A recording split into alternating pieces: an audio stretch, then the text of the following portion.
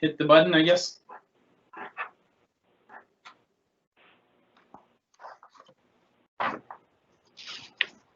Justin? On est live, là. Yes. OK.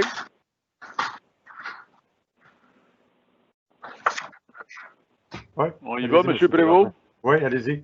Ouverture de la réunion à 8h01. Est-ce qu'il y a des déclarations d'intérêt pécuniaire? Aucune. Adoption de l'ordre du jour.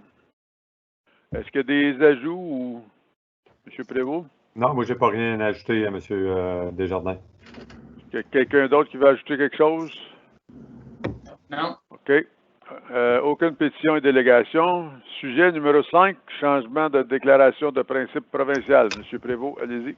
Oui, je vais donner la parole à Mme Lafèvre, excuse-moi, Dominique.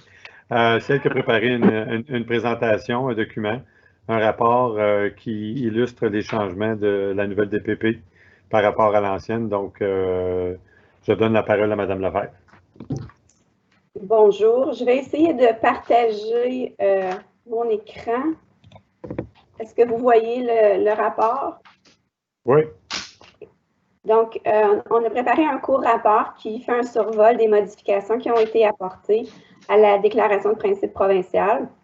Donc, la déclaration de principe provincial de 2014 a été remplacée par celle de 2020, qui est en vigueur depuis le 1er mai 2020.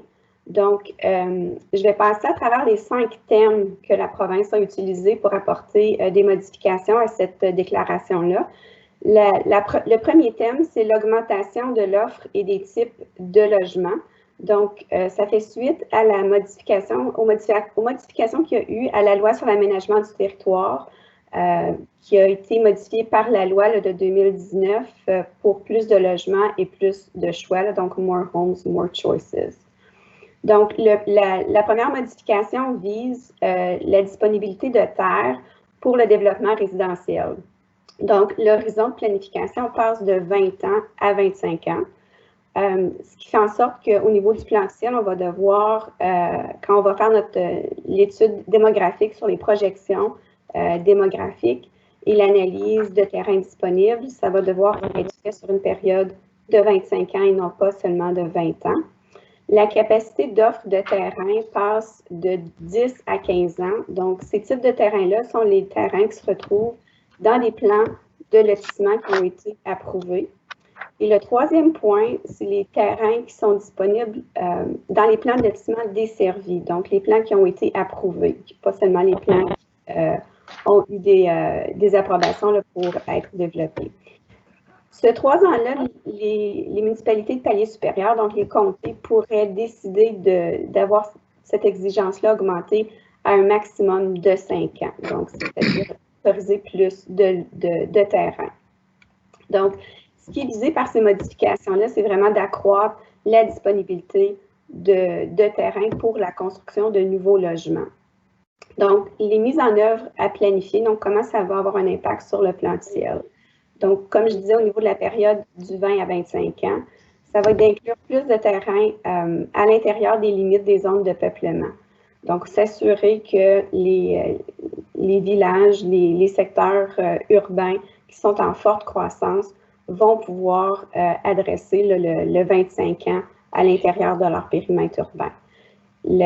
Donc, il y a 2 façons de le faire, c'est soit d'agrandir les limites urbaines ou le deuxième point, où est-ce que des politiques au niveau de la DPP renforcissent la densification et le réaménagement. Donc, la densification, c'est permettre des secteurs plus denses au niveau de la construction résidentielle. Dans les municipalités qui sont déjà bâties ou qui ne peuvent pas agrandir leurs limites, on pense par exemple à Hawkesbury, la ville d'Hawkesbury est un bon exemple, où est-ce qu'elle est entourée de la municipalité de Champlain, puis elle ne pourra pas agrandir les limites de sa ville sans faire une annexation. Les politiques sont précisées que ces municipalités-là doivent viser à densifier leur périmètre urbain, donc avoir plus de bâtiments pour la densification. L'autre point qui a été ajouté à la déclaration de principe provincial, ça concerne l'agrandissement des limites de zones de peuplement. Donc, on parle des expansions urbaines. Donc, normalement, ces expansions-là sont faites à l'intérieur d'une révision d'un plan officiel. C'est là qu'on va vraiment regarder comment on va agrandir nos limites, si on a un besoin de les agrandir. Sauf qu'actuellement, la nouvelle politique précise qu'on pourra faire des agrandissements à l'extérieur de cette révision-là. Toutefois, il y a des critères très précis qui ont été inclus dans la déclaration de principe provinciale. Donc, ce que ça va faire, c'est que nous, au niveau du plan officiel, on va devoir inclure des politiques précisément sur le comment que ces agrandissements-là pourront être faits. Puis, c'est un peu pour aligner le Growth Plan dans la région de Toronto a été révisé dans les dernières années pour permettre ce type d'agrandissement-là. Donc, c'est un peu pour aligner cette possibilité-là à l'extérieur de la zone métropolitaine de Toronto. Donc, un point qui est nouveau aussi dans la déclaration de principe provinciale, c'est la satisfaction de la demande du marché. Donc, c'est un nouveau terme qui n'est pas défini dans la déclaration de principe provinciale. Donc, à ce moment-ci, c'est difficile de savoir comment le ministère va l'interpréter et si ça se rend jusqu'au tribunal, comment le tribunal va interpréter ce nouveau terme-là, la satisfaction des marchés immobiliers. Donc, ce type de demande-là qui va être faite à l'extérieur des révisions du plan officiel pourront être faites par une municipalité qui veut agrandir ses limites urbaines ou bien par un propriétaire particulier. L'autre point qui a été ajouté dans la déclaration de principe provincial, ça concerne le logement. Donc, on parle dans la déclaration de principe provincial de logement abordable et de logement fondé sur le marché, donc pour satisfaire le marché. Comme je disais tantôt, c'est difficile à ce moment-ci de voir ça va être quoi l'étendue, les critères pour remplir cette condition-là. Également, dans la déclaration, il y a une définition maintenant qui est inclue, c'est option de logement, et ça inclut une variété de nouveaux types de logements. Donc, l'objectif est vraiment de varier l'offre de logement. Donc, on parle de tiny homes, même dans la définition. Donc, c'est d'innover au niveau du logement pour pouvoir répondre au changement démographique, aux occasions d'emploi qui se présentent. Donc, comme je disais, l'objectif principal, c'est d'offrir la diversité de logements au niveau de l'offre et des types de logements. Donc, au niveau de la mise en œuvre à planifier, le plan officiel on devra changer un peu les définitions ou les usages qui sont inclus pour les élargir à différents types de logements.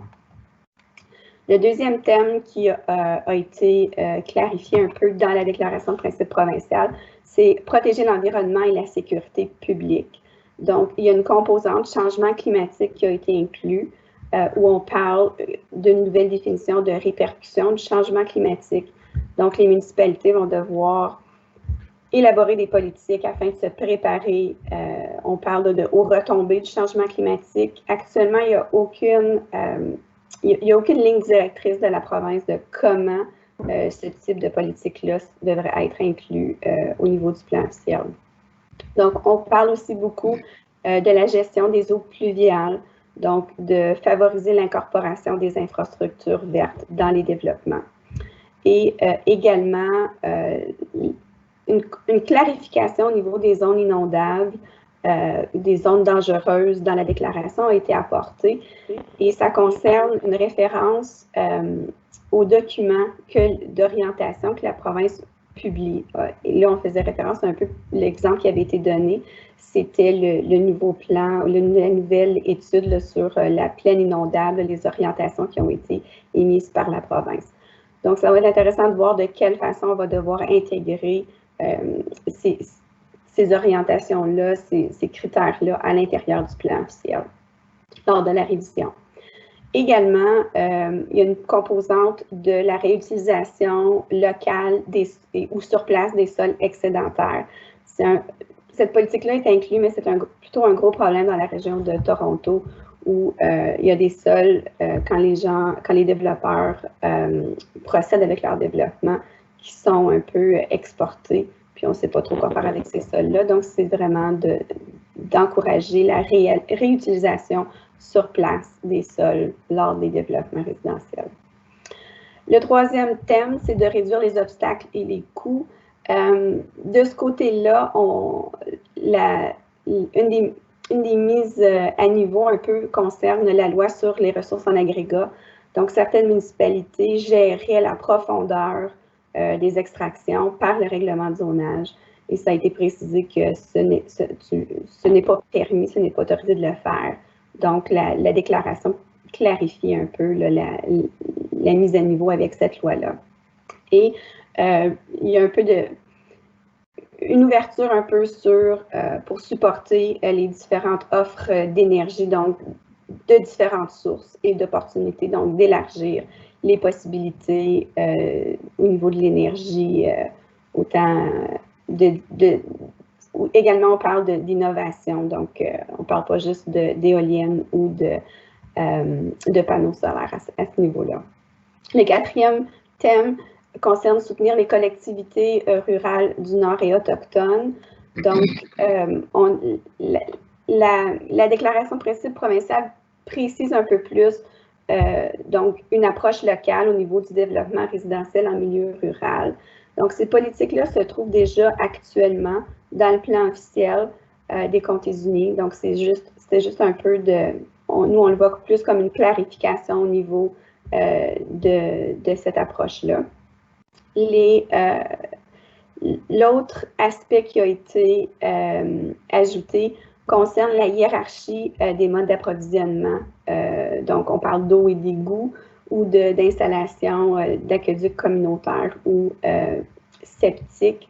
Donc, la hiérarchie était beaucoup plus rigide dans l'ancienne ou la déclaration de principe de 2014. Et là, c'est un peu plus, oui, c'est encore les services municipaux, là, entièrement eau et égouts municipaux qui sont priorisés, mais il y a quand même une ouverture pour un peu pouvoir utiliser soit des services communautaires ou des services privés selon le caractère local un peu. Également, on parle, il y a deux définitions qui ont été ajoutées. On parle de système agricole et de réseau agroalimentaire. Donc, c'est pour promouvoir un peu l'économie dans le secteur agricole. Donc, ça va être, le système agricole, c'est, la déclaration précise que c'est facultatif, c'est pas une obligation. Puis, on va voir comment le ministère de l'Agriculture va nous un peu développer des critères de quelle façon ces systèmes-là pourront être développés. Également, l'autre point qui a été juste clarifié, c'est le dialogue entre les municipalités et les communautés autochtones. Donc, quand on a des développements qui vont toucher le patrimoine ou l'archéologie, donc c'est précisé de communiquer avec ces gens-là. Le cinquième thème, le dernier thème, c'est accroître la prévisibilité et la croissance économique. Donc, on parle ici de zones d'emploi. Donc, nous, ce qu'on a identifié au niveau des Comtés unis comme les Trade and Industry. Donc, l'objectif est vraiment de revoir ces secteurs-là, de s'assurer qu'ils sont bien situés pour favoriser les investissements. Également, des critères plus spécifiques au niveau de la compatibilité de ces secteurs industriels-là, manufacturiers, où on précise qu'il devrait y avoir un peu si on a un secteur industriel, donc autour, on va aller avec des usages moins intenses qui sont plus compatibles pour avoir après ça du résidentiel. Donc, on parle un peu d'une zone tampon de différents usages compatibles non résidentiels en bordure de ces secteurs-là. Actuellement, pour aider avec ceci, le ministère de l'Environnement révise ce qu'on appelle les D-Series Guidelines. Donc, selon le type d'intensité industrielle, il existe des marges de recul qui sont recommandées. Donc, ce document-là est en révision actuellement. Puis, il va pouvoir aider à vraiment élaborer des politiques pour rencontrer cet objectif-là de la déclaration de principe provincial. Et ça va permettre également aussi d'avoir, on parle de plus de pouvoir au niveau des municipalités pour la conversion des terres en zone d'emploi. Donc actuellement, le test est très strict. Si on veut prendre une zone d'emploi puis on veut la changer pour autre chose, soit la remettre rurale, soit la transformer en résidentielle. Mais la province inclut maintenant des zones provinciales. Donc, il y a des secteurs d'emploi provinciaux qui sont protégés. Donc, ça va faire en sorte que les autres, si la municipalité peut justifier ces conversions-là, ça va être un peu plus facile. En autant que l'exercice a été fait de bien identifier stratégiquement les sites qui sont propices à la grandeur là, de la municipalité ou des comtés unis.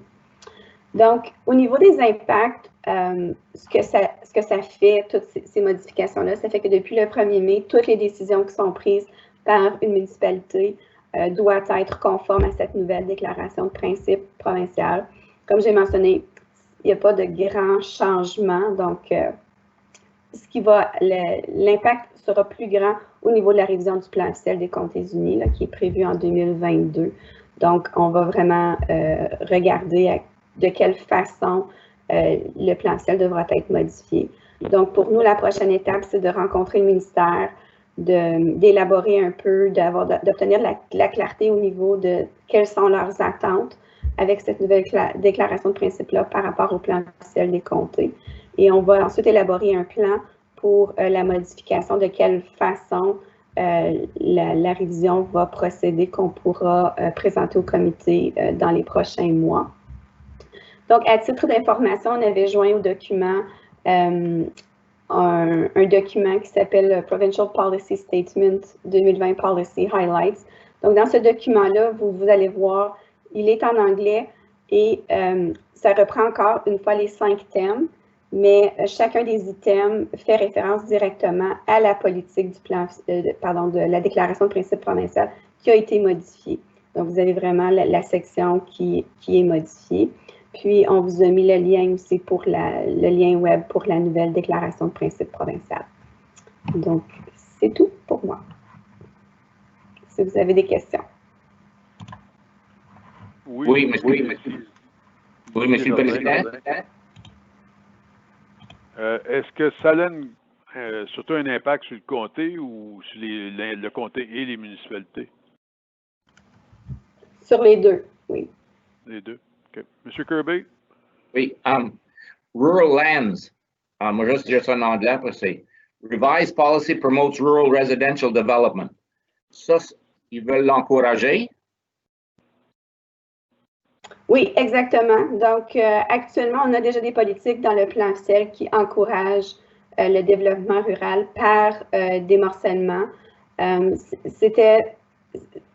vise un peu de clarifier le tout. C'est pas, semblerait que c'était pas clair que au niveau des terres rurales, il pouvait y avoir des morcellements, que le développement pouvait se passer par morcellement pour certaines municipalités.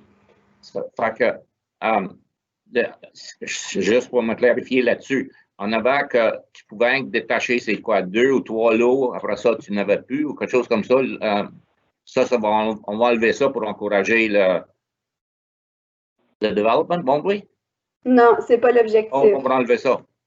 C'est pas ce qui est visé, non. Oh, my goodness.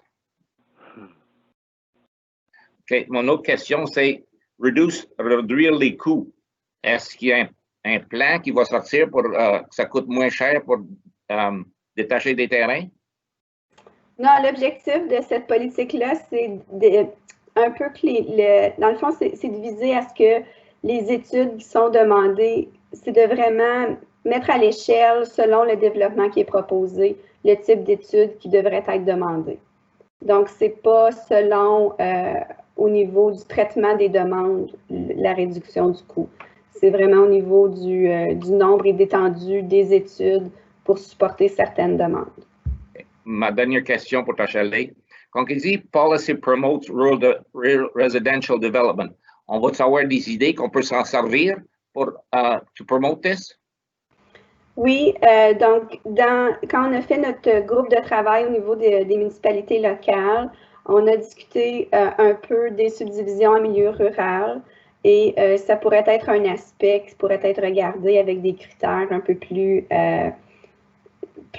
adaptés au niveau du caractère rural. Donc, l'objectif était vraiment de définir, l'objectif est vraiment de déterminer le contexte local et d'apporter des politiques de cette façon-là.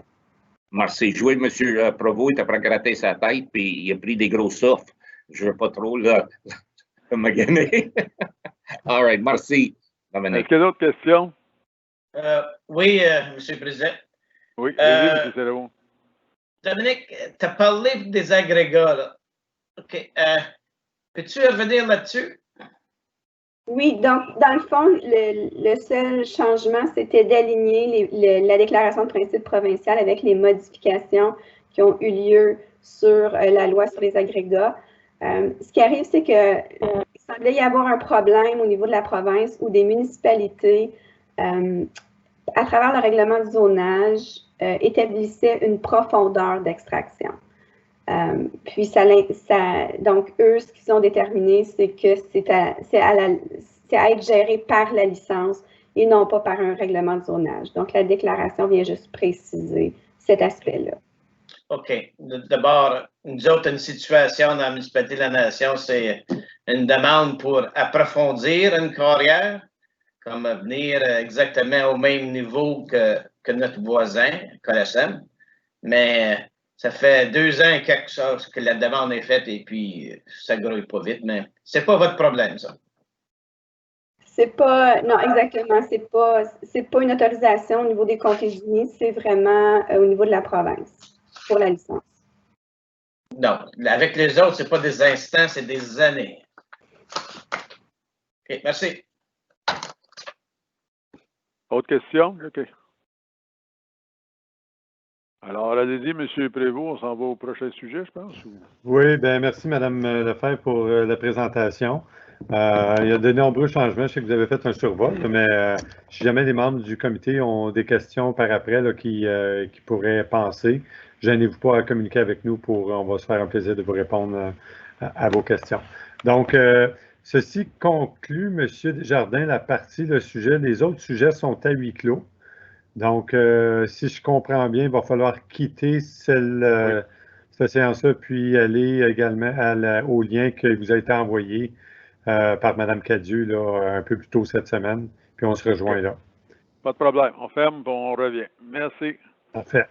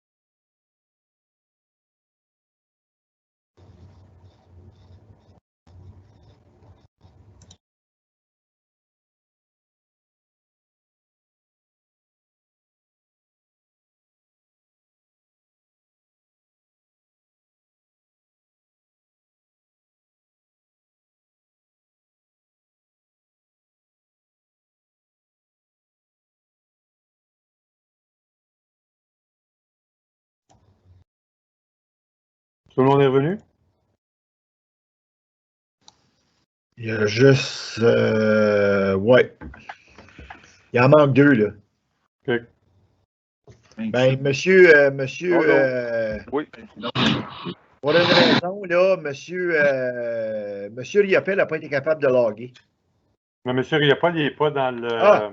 Non, c'est bien trop vrai. Excuse-moi. M'attends-tu, là?